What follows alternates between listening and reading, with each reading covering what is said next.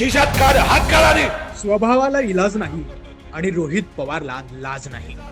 मंडळी, आम्ही हे वाक्य अगदी जबाबदारीनं बोलतोय, पण स्वतःला लोकप्रतिनिधी समजणारे रोहित पवार जबाबदारीनं वागतायत का ते एकदा बघाच. जास्त अहंकार हाती तू दाखवू नको.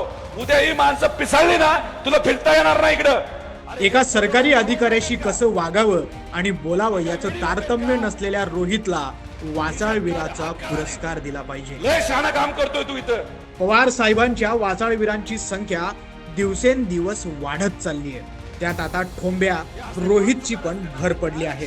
रोहित पवार, ज्या आविर्भावात तुम्ही त्या अधिकाऱ्याशी बोललात यावरून तुमच्या बुद्धिमत्तेची आणि राजकारणाची उंची कळते. असं सार्वजनिक ठिकाणी भोकाड पसरून राजकीय करिअर होत नाही. त्यासाठी नेता सुसंस्कृत आणि वाणी सज्जन असावी लागते. आशा आहे की तुमच्या पांगळ्या झालेल्या मेंदूला लवकरच सद्बुद्धी मिळेल.